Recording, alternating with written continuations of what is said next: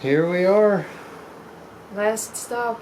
The last stop before the ashram. Our last night camping. And what's interesting is that our first night camping was in Terrace Bay, Ontario. And it was kind of grey out, misty and rainy. And our last night camping is in Terrace BC, and it's kind of grey and raining and misty. You're looking at the screen. No. Oh. I don't even see the screen. Oh, well, that's good then. So, we're not going to say much. Well, I'm pretty burnt out. I don't know Well, about we're you. both pretty tired. I don't know, like, since this morning, we're just tired, and this drive seemed to be... Yeah, this drive was like 4 hours, but it Forever? felt like a long time. Yeah. So, yeah, there's not really much to say. BC is pretty cool. We didn't really see much of it yet at all, actually. So, and then after today, we're off the grid. We're going to the ashram, and we're gonna have no cell phone reception, no electricity, no Wi-Fi, nothing for a month. So we're gonna be entirely off the grid. And I stopped today to get some supplies to do some writing, because I'm probably gonna do a lot of writing up there while Debbie is occupied with what it is that she's gonna be doing. What am I gonna be doing? You're gonna be doing your yoga teacher certification. Yeah. And so it's going to be a good place to just go and empty our minds and just, yeah, it's way up in the mountains like we met. Unplug. Yeah. Literally, unplug. And It's not a retreat in the sense of, you know, how we know most retreat nowadays, where there's luxury and food in abundance and like all kinds of things. This is just really about unplugging in the mountains with very little luxury. Well, the luxury that we do have is there's gonna be great organic food that they grow themselves. There's gonna be a lot of peace and quiet, beautiful scenery, beautiful mountains, wildlife, name it. Wildlife. The spirit bear is up there in those parts. Yeah, so we might see the spirit bear. The spirit bear is a white black bear. It's actually not an albino, it's just a white black bear. Yeah. It's a black bear that has a gene that makes it white. The Kermode bear, is that the actual term for it? Kermode, otherwise known as spirit bear. Anyway, they're up there. I don't know where you pulled that from, but they're up there, and yeah, so it's going to be awesome. And you know, this drive, I realized I'm still very much in my mind. This drive very much reminded me of trucking at times, where I was just sitting there thinking and thinking and thinking, and I just need to take a break from the wheel. I need to get away from driving, and this is going to be an opportunity where I can just unplug and totally get away from it and empty my mind. Similar to how it was in Costa Rica. Like, I was able to achieve that state in Costa Rica. But then coming back here, it's just, yeah, you get right back hung up on things and back into your mind and overthinking. And so I'm going to break out of that. And, hopefully get some of your creativity back. well, yeah. And that's what these vlogs were. It was kind of a kickstart to getting back to my creative side. And, you know, now I'm going to sit down and really focus on doing a lot of writing and getting back to that. And yeah, this trek has been difficult at times, and I think it's also because this is not just a vacation for us. Like, we left our home is this. Our home is the car right now and the tent, and you know, 90% of our belongings are with us right now. We have 10% of stuff that we left with family back in Sudbury, but other than that, we have everything with us. So we don't even have a place where we're going after the ashram. Like, this is life. So that's why it does pose a bit of a challenge at times, because it's not just a holiday. No, it might seem like a holiday to people from the outside. Yeah. Like, we're doing all these great big adventures, and it is awesome. It's pretty awesome. It is awesome. But it is a matter of making choices, and we strive to go for a different lifestyle than I guess the general society lifestyle that most people have. And there's another side of the coin, though. It comes with great adventures, but it also comes with You know, a lot of stuff that you encounter along the way, mostly within yourself. A lot of patterns that come up. A lot of insecurities, fears that you didn't even know that you had until you step out of that system and really encounter yourself. And yeah, then this is not a holiday, this is our day-to-day life. And we don't even know where we're going to be heading or where we're going to end up, and that's what we choose. We choose to step into the great unknown, which is pretty awesome and feels very liberating, but it can also feel a bit scary sometimes. And yeah, stuff comes up and you have to go through it. Yeah. I had so many more things that I wanted to say, but that was last night. And I forget. And I told you to write it down. Yeah, and then we kind of had a fitful sleep. We talked about that a little bit earlier, about the trains. So what's one thing that surprised you most about this whole trip across Canada? One thing that surprised me most is actually how easy it is to, like,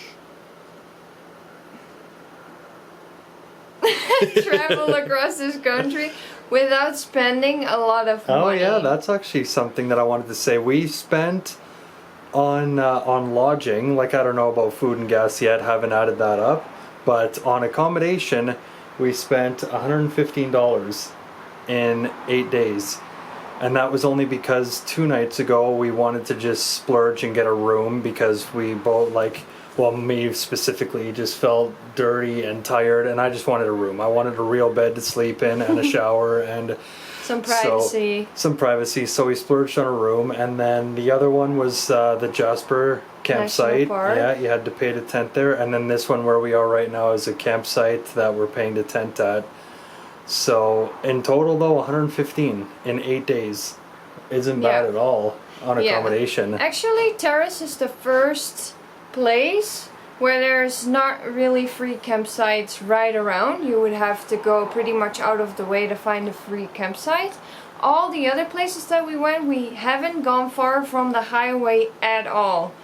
If we had more time, you can do this road trip in way more days and, like, stay several days at the same campsite and do hikes and explore around, and without spending more money, basically. We were kind of on a timeline because of my yoga teacher training, where we have to be tomorrow around 5 p.m. Otherwise we would have taken more time probably, and without spending extra money on lodging though. So that is pretty awesome. Yeah, it is. And yeah, it actually is pretty easy to get out there and to explore it. And after seeing Jasper, I think everybody who lives in this country should get out there and explore it and go and see that marvel of a place. It's, I still can't get over it. So, you know, you can do it. You can do it relatively easily. It just all depends on how much you're willing to give up the comfort and sleep in a tent or sleep in your car. And you know, it's not even really that bad at all. It's actually quite fun. And yeah. Anything else? One thing that surprised me about this place, this country, is the amount of trains that we have through here. You know, I've lived a lot of my life in Sudbury, and we used to live by train tracks, and there would be like 1 or 2 trains every couple days that go by, whereas a couple of our campsites have been on train tracks, near train tracks, including this one where we're at tonight. There's a train going by like every 5 minutes, it seems. There are a lot of freight trains going through this country. Yeah. That was very surprising to me. And yeah, the other thing is how relatively easy it was. Like, we didn't really run into anything. The only issue that we ran into was that camp stove. Yeah, we struggled a bit with the camp stove. And one other thing is the bag on the roof is when it started to rain more, it did leak somewhat inside of the car. Yeah. So yeah, it was not too bad, but it's when you sit right next to the door, it's pretty close to you, so it's not really nice to. It really only get leaks wet. when you're stopped, though. I noticed that it only seems to do it when you're stopped. When you're driving down the road in the rain, it doesn't. Seems it to be does. only when you're stopped. No. Yeah. Oh. And But so, I would like to do another vlog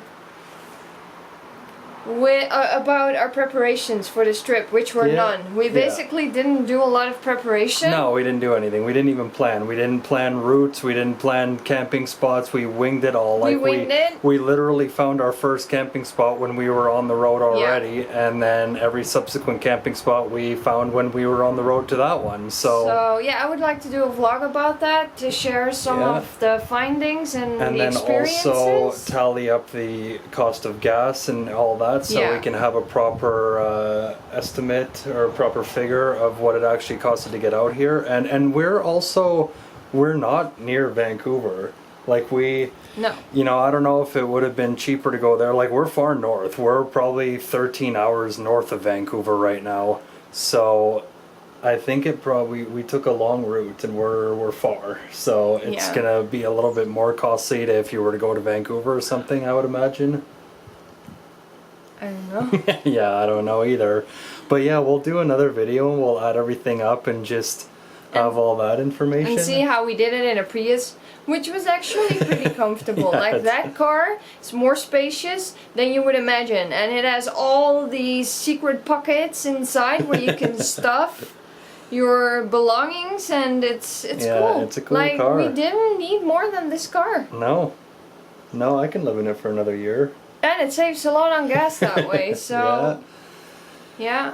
Yeah, so we'll do that, and then we've also recorded a couple of videos of the camp stove, and it's kind of like an instructional video on how to do that. So if anybody wants to buy that stove, then they can have a few tips, and we're also going to upload some videos of just us having random thoughts, me having random freakouts. No, I'm kidding. But yeah, we're gonna add some more videos. I just don't know when at this point. So, but just stay tuned, and once we leave the ashram, I guess the adventure is going to continue. We don't really know where we're going. I'd like to make our way south in BC though, because to be quite honest, the where we are right now, BC looks nice. Like, now it's finally starting to look like what I've heard of BC. Yeah. But where we first came into Prince George, I was We were not very. No, I was like, this is BC, but yeah, there's obviously a lot more of this province to discover. So far, I still like West Alberta best. Yeah, But so far, yeah. we'll see what BC has in store. We'll see what BC has in store. Especially when we make our way into some old growth forest, go down like south towards Vancouver, Nelson, and those places. Yeah. And yeah, we don't know where we're gonna go after, so I guess we'll meet again in a month on this vlog, when we're both really at peace within ourselves. Hopefully. And maybe I'll even have a book that is finished Or in the making. or in the making. Yeah, I wouldn't finish it in a month. I'm not that awesome. So yeah, we'll see you in a month. Thanks for following us. Bye. Bye.